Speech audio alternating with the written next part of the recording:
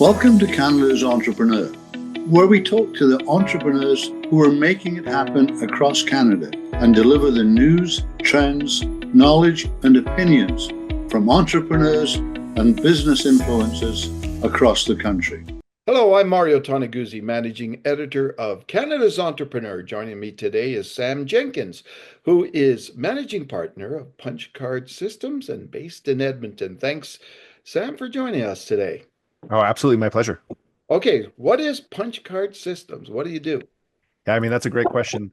Um, we're a digital transformation studio, and that what that means to us is that we help our customers unlock growth through building custom software, data platforms, AI, automation, and we partner with our clients to build tools that help them move what we call the metric that matters. So whether it's operational efficiency or customer engagement or workforce coordination, we're here to help them get to the next level. hmm How did this all begin? And how long has Punchcard been around? Well, Punchcard's been around for almost 10 years. We're halfway through our ninth year. But really, I would say it starts with the story between my business partner and I. Eston and I have been business partners now for going on 13 years, but work colleagues for almost 25. And so we've had the opportunity to hone our skills as consultants, as technologists, as folks who make impact on the world around us. But Punchcard was actually born out of one of our first ventures. We built a analytics platform that was focused on workplace health and wellness, insurance, and productivity data. And as we were wrapping that up, we wanted to parlay our skills in product development into something Huh, for the next story for us. yeah. So what's your background like prior to all this? What did you go to university to take? And Yeah, that's a good question. So my technology journey started before going to university. I had the opportunity and this is kind of a weird story, but I was part of a leadership class in high school, and I was sitting on the bus to one of our first leadership outings, um, with a fellow who he and his brother had started a software company. And I was fascinated by their journey. And he said, "Well, why don't you come do a little bit of work with us?" I said, "Sure, why not? I'd love to understand what you guys do." And over the course of that year and beyond, I got to learn from a couple of entrepreneurs that did some really neat stuff. They went on to build a company that then exited to CA. This is back in, call it 2005. Um, then I went back to university. I did a degree in management and organization. And then from there, I had the opportunity to work with a number of technology firms, starting with Intuit. I worked for an event management software company. And then I spent about a decade working in technology sales for a firm called Armor. And then from there, moved on to our first venture at Wellnext. So I mean, I like to think that I've learned from so many different entrepreneurs along the way who have gifted me with some of their experience. what what was it or what is it about technology that fascinates you? Ooh. I think I wouldn't say obsessed, but maybe I'm obsessed with curiosity. And I think technology I mean, throughout my entire career, I've had the opportunity to to play quite a bit with technology, and so even before my career started, I was building websites. I was uh, trying to understand how technology worked. I mean, becoming an adult in the early stages of the internet really gave me opportunity to be able to pair my professional experience along with technology. And so it's really reinforced that kind of curiosity or that inquisitiveness that has become such an important part of how I work and how I apply technology to leadership as well. Now, AI is all the rage right now, but I'm just, from your perspective, and being involved, so heavily involved in technology, what do you think of companies that don't embrace it? You know what's really interesting about that? I spent a little bit of time these days working with leadership teams and board of directors, talking about AI and technology adoption and in terms of the future of their organization. And one thing that I keep trying to reinforce with the folks that I'm working with is that we keep thinking that AI is just another technology. It is not. It's akin to adding a new class of employee to our organizations. And so we have to be thinking so critically about how AI and change management are working in our organizations, how we're thinking about AI and workforce management is affecting our organization. Organizations that or businesses that don't start thinking about AI today and start building the patterns, the processes, the capabilities right at the very root of their organization, um, they have the potential of being left behind. And I think this is very true for Canadian organizations. We have to be at our most productive to be able to be competitive for what's happening in the world around us. How many employees do you have? We're currently just over 50 employees, and we stretch from Victoria all the way to Kitchener-Waterloo. So let's see if I can get this right. Victoria, Vancouver, Penticton, Edmonton, Calgary, Airdrie, Winnipeg, Toronto, Barrie, Kitchener-Waterloo. There might be somebody in Brampton. We are a fully remote organization, and that's why I can list off all of those different cities where our folks work, because we have the opportunity to work with absolutely the brightest, regardless of where they live in Canada. When did you go fully remote? Ah, there's also the million dollar question. I have probably two answers to that. One, just like every other organization in 2020, Yeah.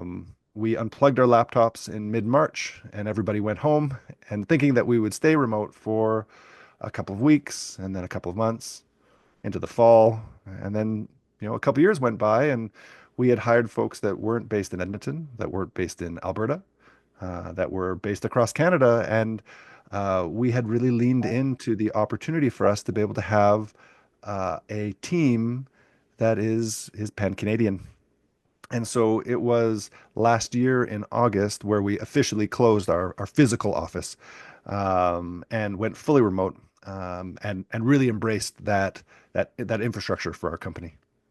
What have from what you've seen, what have been the results of going fully remote? Well, and I guess I would say that this is not a one size fits all experience for every organization. Um, Remote work isn't frictionless, right? I mean, at the end of the day, we have had to figure out new, better patterns, for us as an organization. Um, but I would also say that the benefit to us as an organization, some of it has to do with the fact that we get to work with talent regardless of where they work. I think that's a big deal because when when we were first going remote, part of the driver for us was here in Edmonton, the talent pool was actually a little bit shallow. We couldn't find folks, especially software developers, in our local market. And so we were able to branch out a little bit. Okay, so great. We have access to more talent to be able to fit our needs as an organization. What that also enabled us to do was to find other forms of talent, for example, our product managers or our designers, or other forms of consultants on our team who may find home is in a different place. So unlocking that talent has been really critical. Hmm. I'd say another element is around providing an incredible amount of flexibility to the folks that call Punchcard home. Um, Hmm. I am so grateful to the people who choose to work here at Punchcard. We have an incredible employee retention ratio. And I think part of that has to do with the fact that by working remote, we can provide an environment where folks who have young families, they thrive. People who have other forms of workplace needs thrive as well. Now, that doesn't mean that we don't put investment in coming together at the right time. It's not all remote. We do a couple of in-person gatherings a year, and there's lots of travel for folks, but we have to be very intentional about how our in-person organization works. Do you think there's still a lot of, I guess, old style management beliefs about remote work? I You know, like that question is it, because I think some of them think, oh yeah, you're going to be sitting around in your pajamas drinking beer all day, right? and I don't think that's wrong, right? I mean, I think if we don't build the patterns to be able to create trust in organizations, potentially there are ways that our remote workforces don't end up being at their most productive. Um, so I do agree that there are likely some, we'll say, some older school sentiments in terms of how remote work can work. For us, what we have to do as an organization is we lean heavily on our core values. We talk about them a lot because we're actually setting very clear expectations in terms of what is required of the people here at Punchcard. We're also fortunate that we work in our teams really rely on each other, and so there's an accountability framework that exists naturally within our team. And so if people aren't meeting the expectations of their peers, well, they get called out. And so we've tried to be very clear about what that accountability culture looks like for us. Now, that doesn't mean that we can't get better at it. I think part of our challenge is actually making sure that we can put we have people who we don't want people working too much. We want people to find balance in our work. And I think remote work can lean towards being, a little bit on our computers too much or too connected to the screens that represent our workplace. Yeah. Wanted to talk to you a little bit about being an entrepreneur. What do you think your biggest challenge was on your journey as an entrepreneur? Okay, so I think if I look at my entrepreneurial journey through a couple of different lenses, there's probably been some phases of my entrepreneurial life. Um, but many of the challenges have to do with unknowns or uncertainty, we'll say. Early on, as we were building our first venture, and even as we were beginning to build Punchcard, we didn't know what we didn't know. I remember hiring our first employee and thinking, boy, I have to make payroll every 2 weeks. Well, that hasn't changed at all. I still have to make payroll every 2 weeks. The scale of payroll has changed pretty significantly. The expectation has changed as well. But I know more now, right? And I think there's some, like, especially for folks that are starting out on their entrepreneurial journey, I totally understand why it is um, so overwhelming or so intimidating because we just don't know what we don't know. Now, if I fast forward to my biggest challenge today as an entrepreneur is letting go, I think, of the things that I am so passionate about in our organization, but I also recognize that I can't do everything in the same way that I used to do. Like we were talking about earlier, there's 50 staff on our team. There's a lot of mouths to feed. We're now starting to scale our sales and marketing efforts. It's part of the practice that I am very, very passionate about, and I love having my fingers in. But I also recognize that I may no longer be the best person to handle some of those workloads. Giving up the things that I love is the hardest part about being at the current stage of growth that we're at. Hmm. What advice would you give an aspiring entrepreneur? Mm. One of my favorite questions because again, it comes back to that the we don't know what we don't know, but the things that I didn't realize early on, probably if I'm being really honest with myself, we don't have a full understanding of how difficult this job is going to be, and we actually don't realize what is actually going to be hard about it. And so I thought when I was first starting my entrepreneurial journey that I would have flexibility. I love movies. I love going to the movies, and I thought that I would get to go every once in a while, maybe more frequently than every once in a while. I would get to go see like a matinee during the day. I would get to like skip work and go to a matinee. It's been 13 years or 15 years of entrepreneurship. I haven't done that once. The flexibility that I have though is that every single day I get to choose the job that I am doing. And I didn't realize how empowering that choice is that empowerment of being able to be in charge of your destiny, of building an organization that is a reflection of your core values. That gets me up every single morning, and that's the thing that keeps me excited until I go to bed. So, along the journey, are there any people that inspired you? Any books that inspired you? Mm. So I am really fortunate that I have a business partner. His name's Eston Edwards, and Eston and I have been now business partners for, like I said, several ventures. Um, he is the smartest person I know. And so when I think about the inspiration that I get from my business partner, I am so fortunate that I have somebody that I'm kind of sharing this journey with. Um, his strengths, I think, back up my weaknesses, and he challenges me to think differently and think in different ways. Now that's kind of I would say like a inspired by a peer, and again, I think I have good fortune for that. I think I'm quite lucky. But I've also been really uh, lucky to have a number of mentors along the way. And I think when people think about mentors, sometimes they think about people that might be far in the, far older than us or, far more experienced. I've had a whole host of mentors, both formal and informal, that have provided guidance and, um, an inspiration and advice and stories that have helped me become better and better and better. I am so grateful to the mentors that I've had along the way. Some of them, many of them, have been entrepreneurs themselves. Oh, interesting. Now, are you originally from Edmonton or Yeah, born and raised here in Edmonton, and so proudly Albertan. City of Champions, right?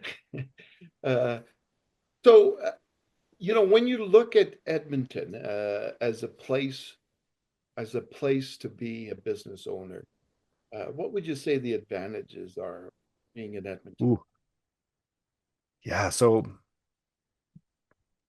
or just in Alberta in general? yeah, okay. So I'm gonna answer this question in three tranches. One through the lens of being an entrepreneur here in Edmonton. Second, through the lens of being an entrepreneur here in Alberta, and third, through the lens of being an entrepreneur here in Canada.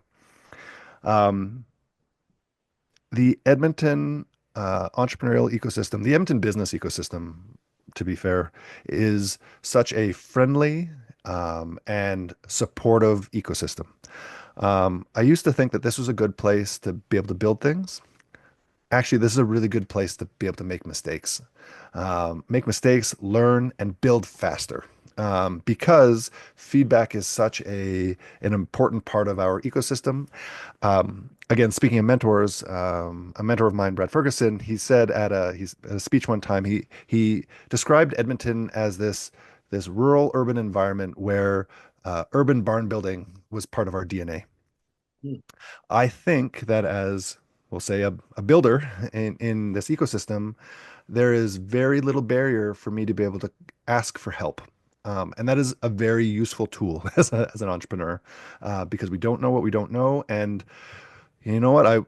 There are some very keen mistakes that I've made along the way that I am happy to share with other people, and people have been happy to share with me. That being said, Edmonton is such an important part of the Alberta business ecosystem, the Alberta entrepreneurial ecosystem, and I would say that Alberta is one of the best places in Canada to be an innovator right now. There is so much activity here. There's capital, yes. There is a supportive business environment, absolutely. But there are people in Alberta who are doing some of the most interesting things in innovation, whether or not that's in energy, whether or not that's in banking or financial services, whether or not that's in robotics, whether or not that's in AI. We have some of the best talent here, which makes it really, I think, fortunate for us as entrepreneurs to be able to be a part of this ecosystem. And then looking at this through the lens of Canadian entrepreneurship, I think we have an opportunity as Canadian entrepreneurs to be able to build better here in Canada.